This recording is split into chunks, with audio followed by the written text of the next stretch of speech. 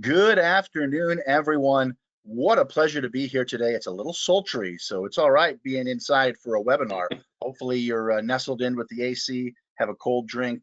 We will get started here in just a moment, a little early. We've got a great presentation. We had over 90 register. This is a great topic that a lot of folks are interested in with emerald ash borer across the state. You know what? I'm going to stop before I get too far. We got quite a few folks jumping into the and there is 12 noon. So welcome everyone. Thank you for joining us here today for this wonderful webinar about emerald ash borer and the experiences of the folks in Burlington. I'm Jeff Jensen, Director of Community Programs with Trees Forever, and I am going to jump right into it.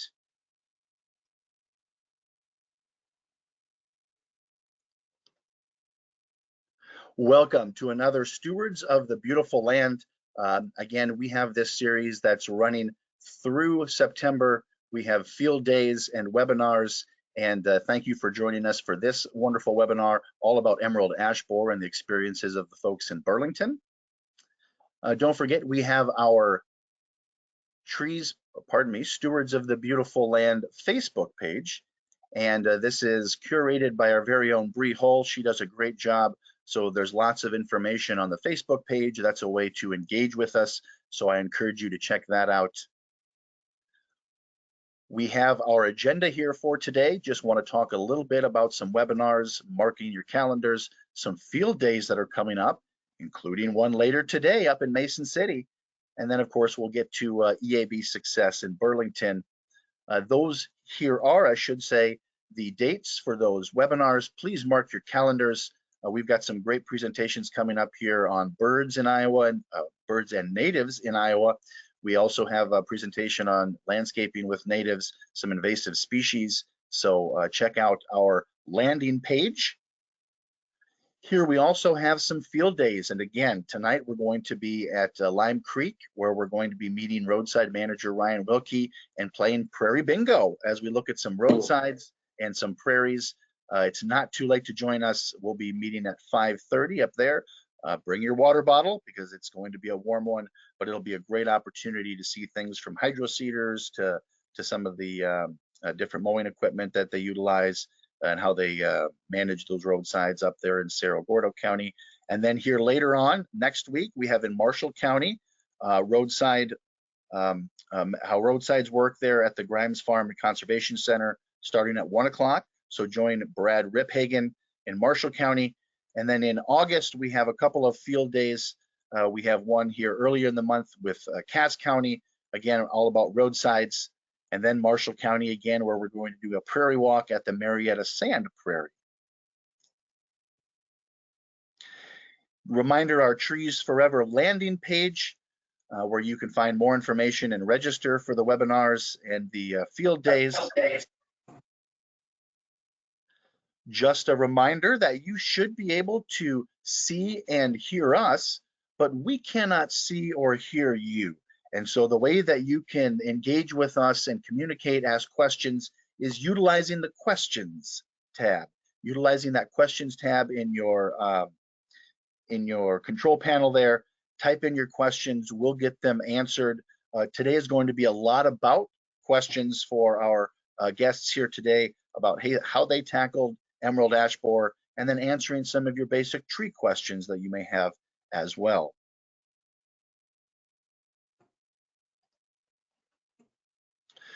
Before we get to our interview with Ryan and Patrick Moore with Burlington, I thought it would be good for me to set the stage a little bit about what we're going to be talking about in regards to emerald ash borer.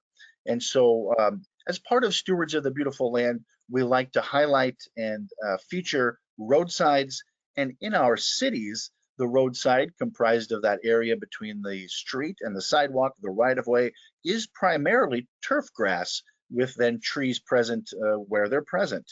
And incidentally, this is a major problem in our communities, as you'll see here momentarily.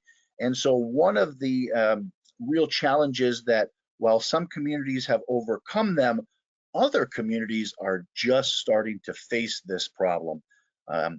I live in an area that is relatively untouched yet by emerald ash borer, but boy, a quick 20 or 30-mile jaunt and I can start to see the effects of it. So it's on its way. And so that's why we wanted to have this particular topic and presentation as inspiration for those communities who are just starting to deal with it. And then, of course, to just get good information out there so that you can learn from the successes that Burlington had.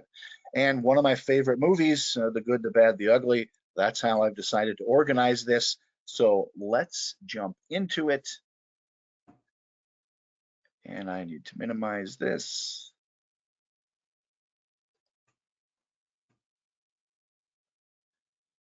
And we will start with the good. And this is easy. There is no good. So let's understand that. Moving on to the history of EAB, that's, I think, what we should be talking about. And so here's just a condensed timeline of it first being detected up in Detroit, Michigan in 2002, most likely on packaging, shipping crates or pallets that would have come from China or parts of Korea where this bug is native. And from there, it essentially spread. On its own, keep in mind, this little bug can only really travel maybe 2 to 5 miles. But of course, it can hitch a ride on all sorts of different things, including firewood. And so one of the earliest attempts to try to contain the spread was to contain through quarantine some different methods of transport, including firewood. That was quickly abandoned, though, as it just overwhelmed. In Iowa, the first confirmed case was 2010 up there in Allamakee County, way up in northeast Iowa. And then from there, we had confirmations in Burlington, Fairfield, I think Mechanicsville too, and Cedar County might have been another early one, finally confirmed in 2013. And it was about that same time that the Iowa Department of Ag and Land Stewardship put a quarantine for 25 eastern Iowa counties, again, tried to slow the spread, but the cat was out of the bag, as they say. And so as we come full circle now to today, the last confirmed county up here in Emmett County, Palo Alto County, those were the last two that were confirmed in 2024. They're just neighbors to my west there. And as you can see in the blue, emerald ash borer has spread to all of Iowa, much of Illinois and southern Minnesota, certainly. So it is here, and it is causing destruction.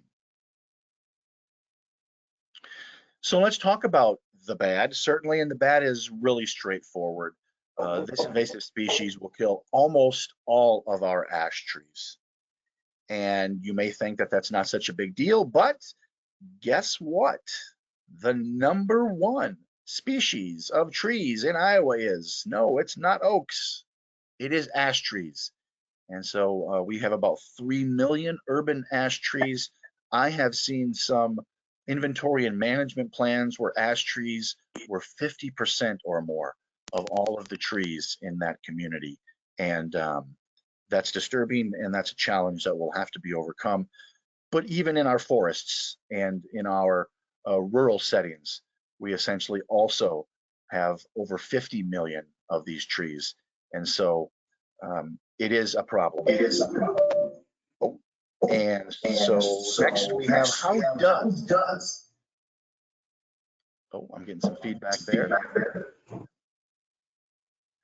So how does the emerald ash borer kill our ash trees?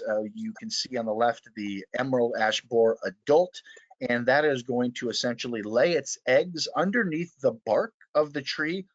And out of those eggs comes that worm or larvae in the center there. And like any newborn, it is very hungry. And so it starts to eat the cambium layer of the tree. And of course, the cambium layer is going to be that living tissue just underneath the bark, the vascular system of the tree, moving nutrients and moisture up and down the trunk. And you can see the tunneling on the right-hand side there. Imagine that, but times 1,000 with all of those channels, with all of those larvae.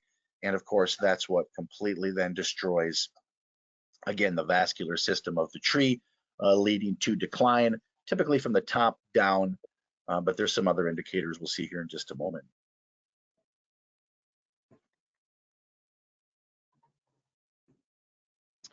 Well, I think you know what's coming next. The good, the bad, and the ugly. And the timing was off there. Here we go. The ugly. And so these trees are dying. You can see individual trees on the far right. You can see entire forests where the ash trees are dying. And then on the left-hand side there, some of the flecking that is indicative of the birds trying to get down to the bugs and the larvae and things. And so that's one of the early indicators, the blonding that can occur on some of those trees, along with sprouting and dying from the top down. So that is setting the stage for emerald ash borer.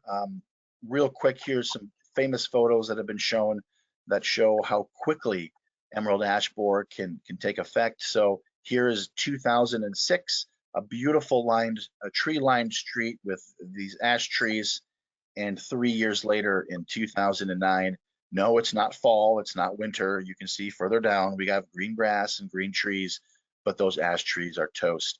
And you can really see on the front right here, that flecking, that blonding that's taken place where the bark has been removed, and really prevalent. So this can happen relatively quickly, from infestation to death, anywhere from 2 to 7 years, depending on different factors. Essentially, it is too late to treat. We have the bug in our state, and it's all over the state. Treatment was really an option prior to having an infestation confirmed, because the treatment options really need to help before the bug gets into the trees and infests them. Okay, well, let's jump into and introduce, I should say, Patrick Moore, City Arborist with Burlington, and Ryan Gourley, Superintendent of Parks. Welcome, gentlemen. I'm going to have you just introduce yourselves, maybe say a few words, and then I want you to tell me, what's your favorite tree? Hi, I'm Patrick Moore. I'm the city forester for Burlington. Thank you for having us. And my favorite tree down here is the bald cypress. Not a lot of people in Iowa get to have it. It's unique to our canopy and just an interesting tree. And I'm Ryan Gourley. I'm the superintendent of parks for the city of Burlington. My favorite tree, fittingly, with this discussion is an alive tree. I like trees that are alive and trees that are healthy and trees that are providing benefits. So an alive tree is my favorite tree. Good answer. Good answer. I appreciate that. So help us understand, in Burlington, when did you start dealing with emerald ash borer? When did it kind of show up? Give us a feel for that. So I would say around 2006, through publications, conferences, and just general discussion around the arborist groups, we were becoming aware of emerald ash borer and its potential to come to us. So we began talking about it at that point. 2011, I think we kind of got serious about it after Al-McKee County had it. At that point, we went back through our inventory that we had done with Davey in 2006 and 2008 and started to evaluate our ash trees again. And then in 2013, obviously, that's when we found it in our community. So tell me about that initial find, I guess. Was it a park tree, a right-of-way tree? And then were you able to how were you able to definitively diagnose it? We found it actually by the railroad tracks in a urban timber setting. So we're thinking it came through some freight off the railway there, little hitchhiker. And then we already had it, basically. I mean, you find it, you already have it. It's got a hold in there somewhere, unfortunately. Nope. And so that kicked the can down the road a little bit harder, and we started from there. Yeah, I think at that point we found it everywhere. You started to see it. It's kind of like looking for morel mushrooms. Good analogy. I like that. I like that. So given that inventory you had done in 2006, 2008, give me a sense of the composition then. What percentage of ash trees you have, what other major trees, species you had? Right. So at that point, luckily for Burlington, we have an old urban forest. Obviously, Burlington's been a city since 1836. So ash trees weren't as prevalent around as much as other places. We were 10 to 13%. In the trees that we manage, we were looking at about 800 to 900 trees. And then we have our unincorporated areas, timber areas, and private trees. So we think maybe another 2,000 to 3,000 there. But yeah, 10 to 13%, mainly white ash. I would say probably 80 to 90% white, green. And then the white ash, we're probably 10 to 15%. And then your black, blue, and maybe pumpkin, 1 to 5%. Gotcha. What are the other major species or compositions in Burlington? Maple tree would be the one at this point. We've worked really hard on our diversification, so it's not super high, but that's the one. So 900 public trees, roughly another 1,000 to 2,000 of those private trees that are in those urban forests. So that was what you guys were faced with. Holy moly. Yes. So when you started to get serious about it, what was kind of your plan of attack, or how did you strategize to deal with it? First off, I looked for jobs in other communities that didn't have emerald ash growth. But no, to be honest with you, we had been thinking about it and working on it, like I'd mentioned. So first thing was to educate ourselves more, educate our staff more, educate the public. So we were doing some publications, getting out with some town halls and getting around and talking about ash tree and the EAB and what the issues were with that. And then we kind of moved into reevaluating our survey that we did in 2011, just touching base on the ones that were poor and critical at that time, taking another look at those and coming up with a management plan to go forward. Tell us about that management plan. What was it composed of? How did you approach that? Yeah, so that was pretty extensive, I guess. Like I said, outreach is a big thing, and being proactive is another big thing. We really were just wanting to identify those trees that we had the biggest issues with and start mitigating those.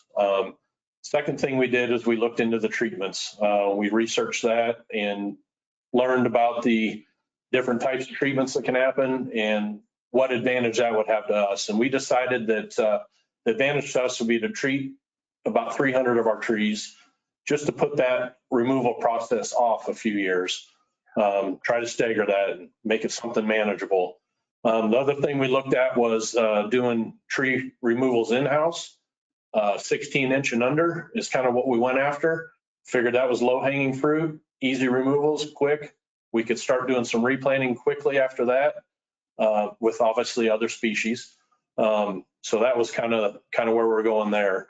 And then as we went further through the process, treatments were a conversation point, I guess. Are we going to try to save a lot of these? Are we not going to try to save a lot of these? I think in the end, we chose not to save a lot of trees. We did start a program for residents that had the right-of-way ash trees in their front yard if they really had a desire to keep them and felt like they were valuable, and we felt like they were valuable and still viable. We set up a program where they could pay to have the treatments done, and we would monitor that and facilitate that going forward. So in the end, we only kept 60 trees within our community that we managed. So 30 in the parks, and we had 30 residents in the right-of-ways that decided to do that. How did they fare in the end? Ultimately, they were succumbed, I imagine, but actually, no. I think we've only lost 3 or 4 of those trees, and we've done 4 treatments now. Yeah, we're on fourth treatment, and they're still there.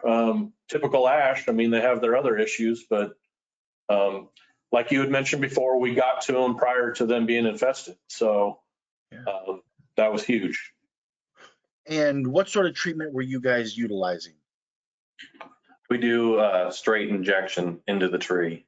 We don't do soil injection because of how close in proximity we are to the river. We don't want to put any more chemicals in it if we can help it. And plus, we just feel that we know with the injection, we get all the chemical in the tree. With soil injection, there might be some lingering chemical that goes into another plant that we just know we get the rate that we want into each tree and get the treatment going. I want to highlight that for just a moment, Patrick, because I think it's so important with the folks that are with us here for them to understand if they shouldn't be treating, but at the time when we were looking at treatment options, there was soil drenches that you could just dump stuff on the ground and hope it got into the soils. There was injections into the soil, certainly, but ultimately injections right into the tree itself to get that insecticide in there is the most site-specific treatment option that does the least amount of damage, right? Because anything into the soil could essentially leak and, as you mentioned, get into the watershed. And so it's just important for folks to know that. It's so important, so important. Yeah. Yep. Well, great. So that's how you guys handled the process.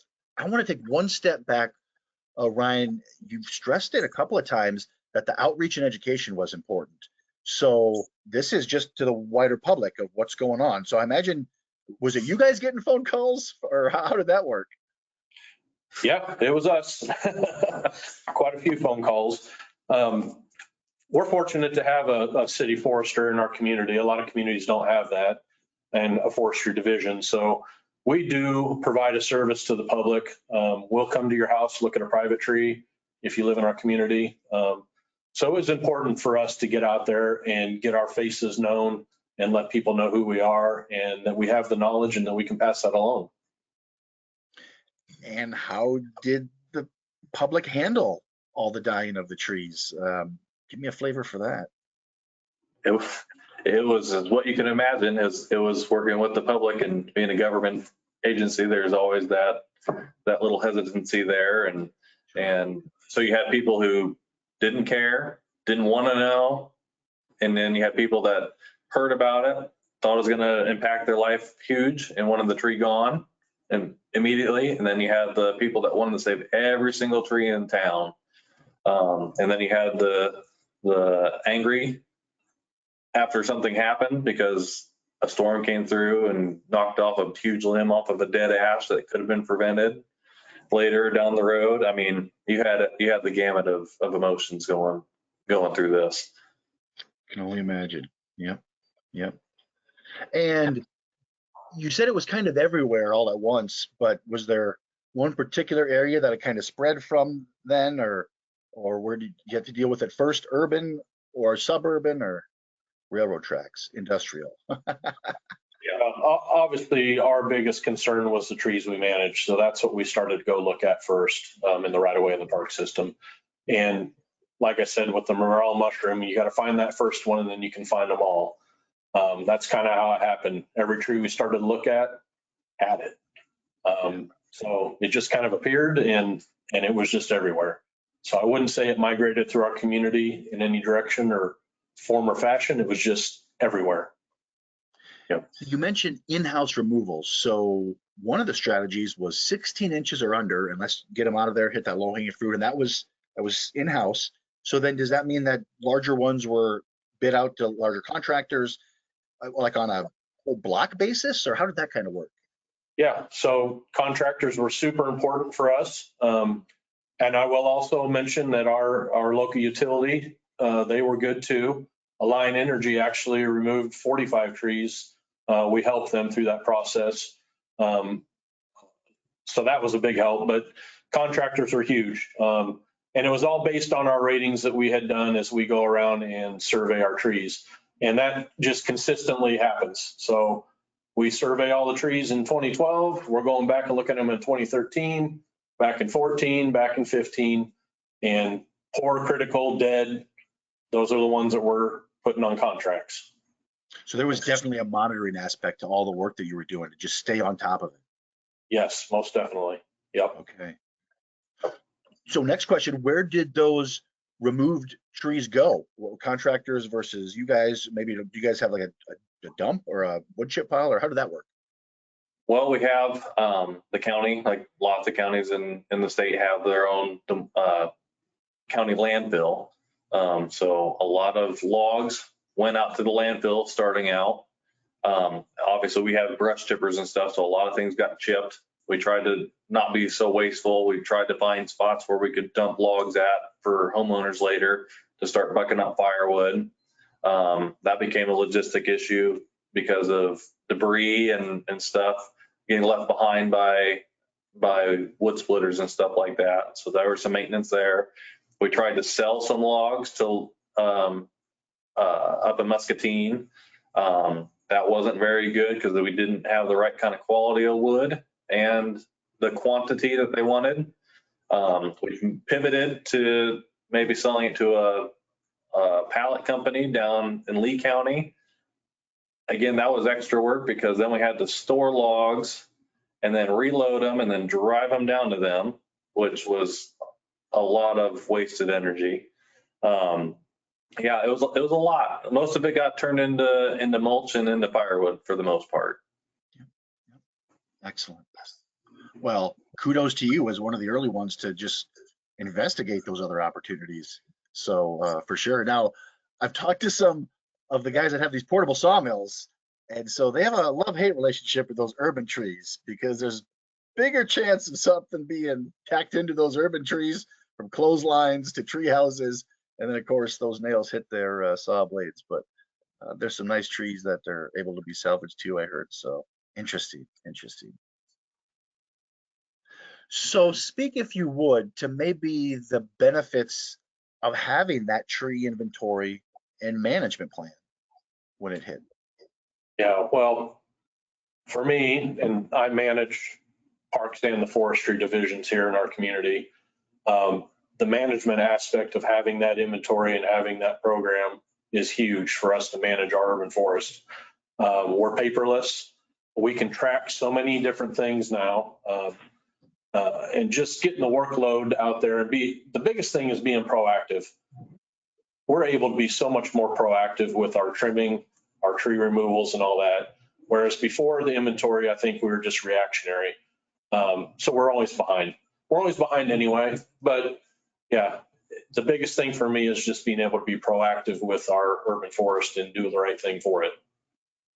And Patrick can probably talk about a few other things. Yeah, I know it's been huge because like Ryan said, you're able to know what you're up against. You're able to know I got this many poor trees at 30 dBH and this many critical trees at 20 dBH, and you're able to kind of keep a plan and just go with it.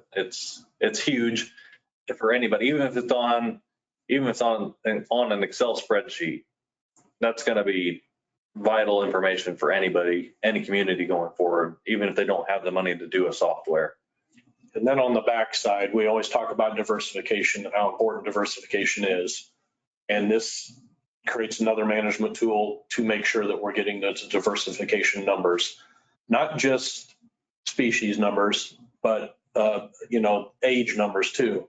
That's a big part of how we plant. We don't want to have a whole bunch of young trees in one part of our community, so we're able to move those around. So it really helps us manage that also, the replanting. And I will take this opportunity to put a plug in for any folks that may be in small communities under 5,000 in size, because you should absolutely be contacting Emma Hannigan, our urban forester at DNR, because there is the opportunity to get a free inventory and management plan. If you are a small community, you might have to wait on a list because there's only so much they can do, but that is something that most definitely, if you're a small town, please contact Emma Hannigan, state urban forester. Let her know your community name and that you'd like a inventory and management plan. I wanted to circle back to reforesting then, Burlington. Your experiences there, any programs, funders, how you went about reforesting Burlington, and then what some of those species might have been that you're looking to reforest. Yeah, I'll comment on a couple of things first, and then Patrick will take it from there. But our initial plan for the removal of the ash trees was a 6-year plan. We were able to complete it in 5, so we were ahead of schedule. Our replanting efforts, we had a plan to plant over 1,000 trees within a 10-year period. We've been able to be right on track with that, if not a little bit better. So that's been really good. But yeah, I'll let Patrick comment on how that's gone and Yeah, it's not it's an elephant, so you got to take one bite at a time. It's not going to happen overnight, and funding's huge. Thanks to Trees Forever for that funding for us. We were able, the last number I knew, we were over $170,000 from Trees Forever. From to help reforest Burlington through this whole process. So that's huge in itself. So finding a funding source for it's huge, and then being dedicated on going out and making sure that you're finding the right tree for the right spot. That's probably your first goal that you need to do, is get that done. And then you need to go in and look at your urban canopy to see where you're lacking in species and size and other logistics. Ours is age. Again, all urban trees have about the same lifespan,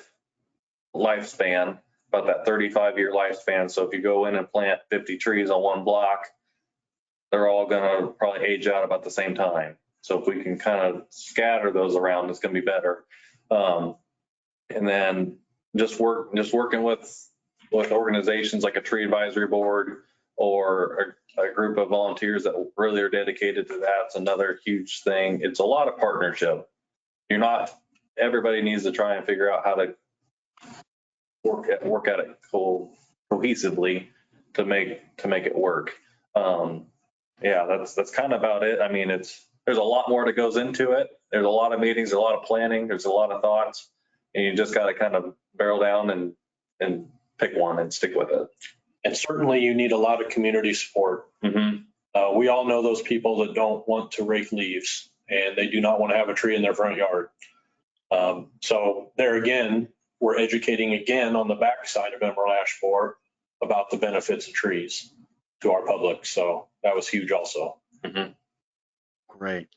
So a little context, thank you for the reference to Trees Forever. That 176,000, that's the partnership with Alliant Energy. That's been roughly over a 20-year period, but that's a great plug, because if you are an Alliant community, they are your electric or gas provider, you are eligible for tree planting grants up to $5,000.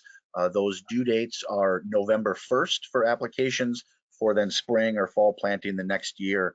And so that's a program that I know Burlington has used well, and that's one of the reasons, among others, that they've got such beautiful tree-lined streets. So next question, you've been through EAB, you're on the back end of it. What concerns you now? What's the next one that you're aware of? You're back in 2006 and you're hearing about this bug. Anything now that's got you working? Yeah. So we got the Asian longhorn beetle, obviously. Thousand cankers disease. We spot our lanternfly. It's not gypsy moth anymore. I'm blanking on the name of it right now, but that's coming down. I mean, we have verticillium wilt in prevalent in our soils here, so we're seeing that and some other stuff. We have fire blight. It's really not just one specific thing. There's a lot of things you got to be watching for and looking at and making sure you're prepared for that. But that's where diversity comes in. So if you can have a diverse canopy of that 10, 20, 30, no more than 10% of one species, 20% of one genus, or 30% of one family in your canopy, that's going to be your silver bullet to keep your urban canopies healthy and thriving. So that's where we're at right now. We have hit the 10, 20, 30 in Burlington.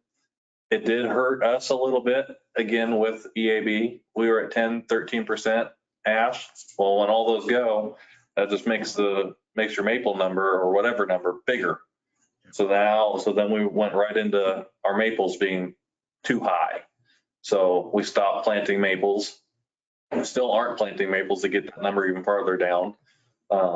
So yeah, that's where I think if we had to start looking at it now, just making sure your canopy's healthy and diverse. Spot on. Well, let's get into some questions that have been accumulating here. And folks with us at home, now is your opportunity to ask questions specific to EAB or just general tree questions for that matter. And so the very first question we have here is, what do you recommend for a private homeowner? Does a soil drench program exist? Type of chemical frequency? And I will just be the first one to say it is too late for that. For the most part, you probably have emerald ash borer, and if not, it would certainly need to be identified that you don't have it. Otherwise, treatment is futile, especially the soil ones, because when we do that, we're just dumping chemicals into the soil, hoping that some of it seeps down and gets into the root system and gets taken up by the tree. So the thing to do prior would have been to treat it with direct injection, as they referenced. Now, a follow-up question is, Michael wants to know, will you continue to treat those remaining ash trees indefinitely? And do you consider EAB as still active and causing damage in Burlington? We do plan to continue treating those trees. We started out contracting that out, and 2 treatments ago, we decided to buy our own equipment. So we are doing that in-house now too. So we have a lot more control. That brought the cost down quite a bit for the public and for us. So we will continue to do that. Second part of that question was? Is it still effective? I think it's still in Burlington. It's still active. It's still going. It's going to be here forever. It's just not as prevalent because we've lost so many. So it's just, we've kind of made a bell curve. We've hit the top. Now we're on our way down, and we're just going to probably plateau or probably go up and down a little bit again throughout the coming years. Kind of like the Japanese beetles. It's going to be here forever, and it's going to become part of life in an urban setting now.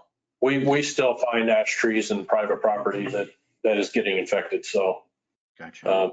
They chose not to treat a long time ago, and the bugs stayed away for a long time. But yeah, we still find it from time to time. Uh-huh. Got it. Looks like Bob from Bettendorf said that they're treating 300 public trees as volunteers. So they're trying to slow it down as well, looks like, and just keep it along as, oh, okay. So did you have any additional staff, either part-time, seasonal, to help with the management in the beginning? And then where are you now? Has it been you 2 lone souls all along, or give us a feel for that? So no extra help.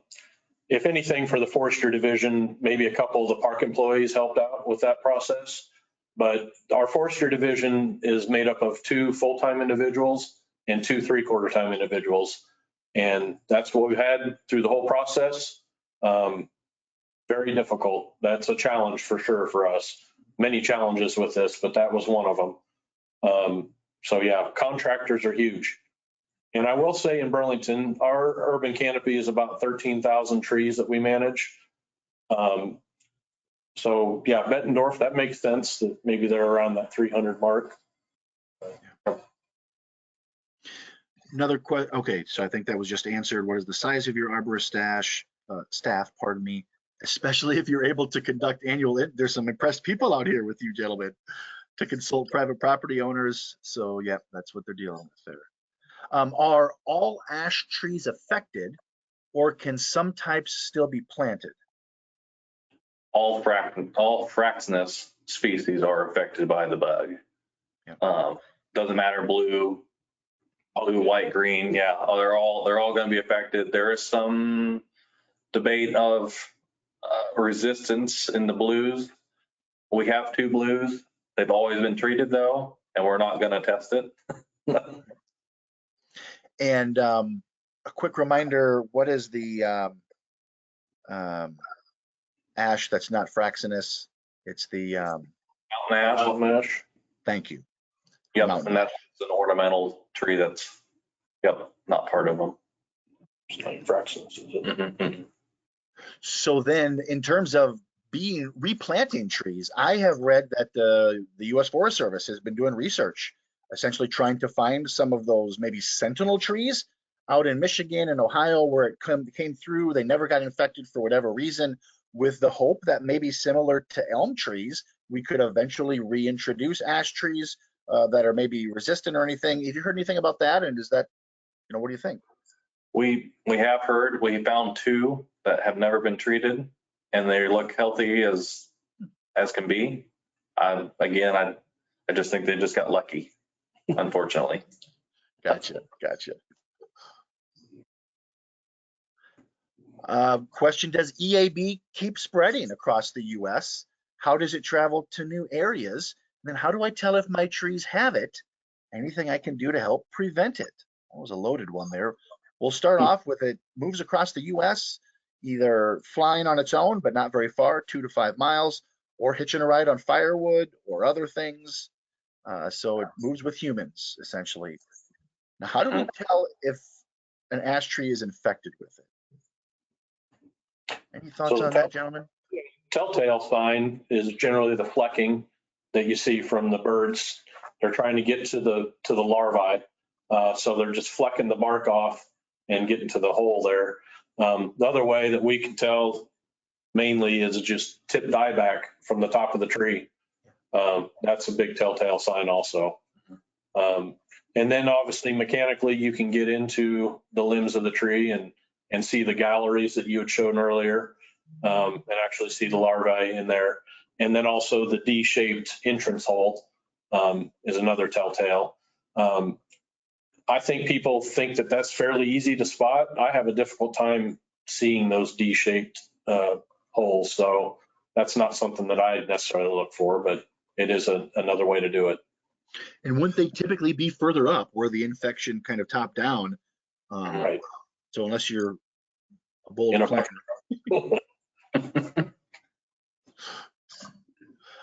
Any thoughts on the rough environmental impact on this sudden ash devastation? 12 to 13% of your trees roughly gone in what, 5 years? Yeah. Huge impact on our urban forest. All the benefits the trees provide, that took a 10 to 13% hit, and you saw the picture that you showed earlier with that nice boulevard. It's huge. Yep. Huge problem. And with that, the deferred maintenance of your canopy, because you're looking down a tunnel and you're just trying to deal with one problem, and you got all your other trees that you're dealing with still that are getting pushed to the side, not getting trimmed, not getting deadwooded. Got storms that come through. Then you have problems on that end too when you're trying to just fight one thing. So yeah, like Patrick said, we have an older urban canopy, so with deferred maintenance on other trees, generally we're removing between 100 and 200 of trees a year that weren't ash, that are other species. So that maintenance had to get deferred, and yeah, it just created a bottleneck for us that we had to work through. Well, and that's a great point to drive home with our other communities. When we were doing some outreach to Western Iowa communities, we were really trying to stress recognizing what you have through an inventory and management plan, and then recognizing what that cost is going to be. And in many cases, it was just outrageous. And so needing to plan for that, if you have a budget that's less than $5,000 for your forestry in some of these small communities, and all of a sudden in 2 or 3 years, you're going to be laying out 20, 30,000. It's just, so those planning is so crucial. And then seeing how you can either batch remove or take stuff in-house. In fact, that's kind of a segue to another question somebody had here. So any guidance on removing those infested ash trees? So in your case, you were saying 16 or under, we're just getting rid of them because they're never going to be large, beautiful shade trees. What about then, how do you make a determination, or at what point do you make that determination to maybe take down some of those larger trees? Is it after you confirm the D hole, just general decline? Pretty much general decline. I mean, that's the biggest thing, but we also made that decision that we were going to remove, 99% of our trees. So we just had to track these trees through that period of time and make sure that they weren't going to cause damage to homes, property, cars, people. That was our biggest concern. So if the tree still looked healthy and was still viable, we wanted it to stay as long as possible in our community. It's still providing benefits. So we wanted that to remain as long as possible. But like I said, with the 16 and under, that there was some controversy with that in the public. We were cutting down perfectly good trees, and that was tough for people to see. But I'll tell you what, if we didn't do that, we would have just had all those trees sitting there waiting for us to get to. And, so we were able to be proactive with that, and that was huge. Well, you're not the only one. Webster City is one in my neck of the woods that were very aggressive, and they did the same thing, and it paid off just point blank. So I think that was a good strategy. So, and I will say, you were talking about cost, and it might be a question that's already coming up or will come up, but it was roughly $1 to $1.2 million for us to get through our ash tree through contractor, in-house costs, and everything. Back in 2018, 2013. Yeah. So you can just mention adjusted dollars. Is that what you're saying? Yeah. Okay. And then we have the ongoing treatments that are costing us maybe $4,000 to $5,000 every 3 years for those 60 trees.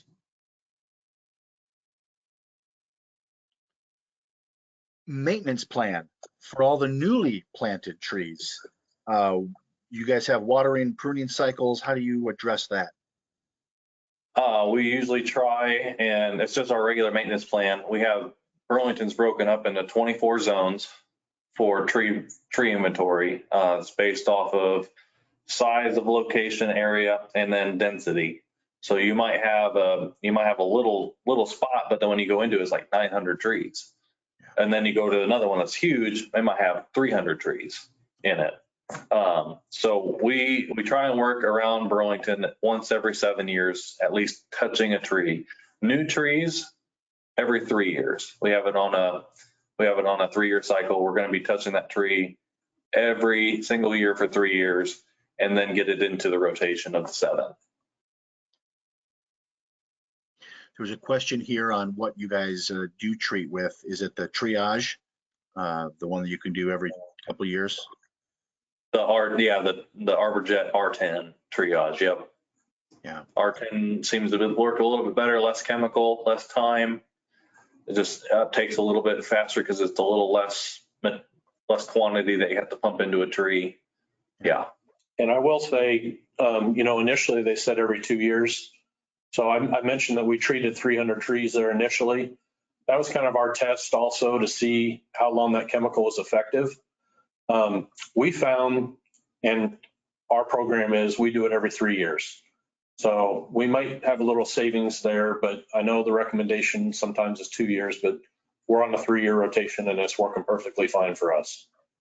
And with that, we treat at the medium rate. There's a low, medium, and high rate that you can treat at. We treat at the medium rate. Nice. Oh, a note here that the Morton Arboretum is doing research on ash trees, similar to the hybridizing they did with elms. Long-term study, but maybe 20 years or so. Hey, wouldn't that be something else? We'd have a party and the first ash tree reintroduced.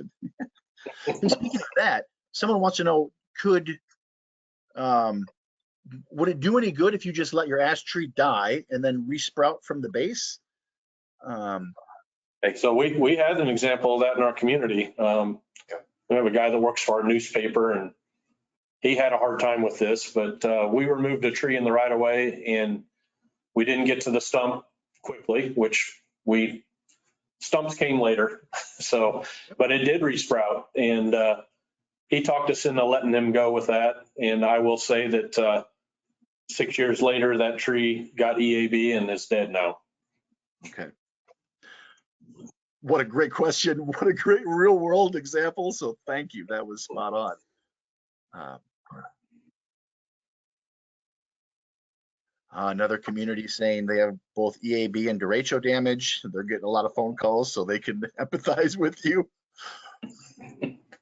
Like Patrick had mentioned earlier, we've had a couple bad storms since 2018, and I think they were worse because of the neglect we gave the rest of our urban canopy during the EAB removals. So yeah, we're hoping that maybe we're by that. We had a bad storm last August, but nothing like the derecho. That was just terrible. I can't even imagine. I was so happy here in Burlington that we weren't part of that. Yeah. Hey, I think we have one final one, unless someone, last chance to type in a question here. Are there examples of successful partnerships, maybe between city departments, residents, nonprofits, to help you kind of stretch limited resources with EAB? Anything come to mind?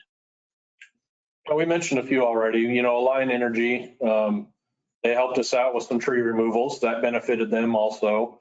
Grant opportunities with Trees Forever and other entities. That was huge. Working with the public, that's been good. And then internal, we have a nuisance department that we work closely with on the private trees, trying to keep our larger urban canopy safe for everyone. Public Works, they were a big help in some of the removal and getting rid of some of the debris. The local landfill was another one.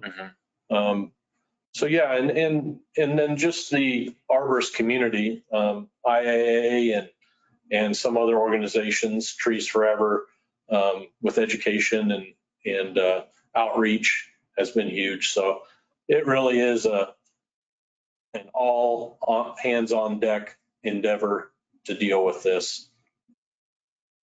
Wonderful. Hey, one last one for everybody. William wants to know, anyone know of natural populations of blue ash that are showing any resistance to emerald ash borer? Sort of like with the American elm in the 1960s with Dutch elm disease. If you know of any, email me, Jeff Jensen, and I will send those along to William. He's just kind of interested. And that's how we figure things out. People out in the woods looking at different trees and saying, hey, that's interesting. And so let us know. One final question. Any likelihood of developing a biological cure to attack the EAB? And only because I had heard that there were some wasps that were being investigated. Any idea? Have you heard anything, Patrick or Ryan, on that front? No, just that wasp is all I've heard, and I don't know if it's been very proactive. Yeah. Successful. Well, we're all familiar with sometimes the cure, but the Asian little ladybugs, but the nematodes might be worse than the actual issue itself. So anyways, hey, everyone, thank you for joining us here today. This was recorded, so we'll be sure to have it up on our YouTube page. A huge thanks to Ryan and Patrick from Burlington for sharing their insights, the inspiration. It is doable. They overcame it, and they're on their way to looking at the next pest and disease issues, which is a nice segue to one of our final presentations with Mark Runkle, Iowa DNR. I don't think we have it posted yet. It will be shortly. We're going to be talking about the top 7 pest and disease issues in the state of Iowa. A wonderful new publication that DNR has put out. It addresses things like thousand cankers disease, the lanternfly, the oriental bittersweet, some other of these invasive species, both insects and plants in the state of Iowa. So be sure to join us later in September for that webinar. With that, hey, stay cool, everyone. Have a great day. Thanks for joining us. We'll catch you next time.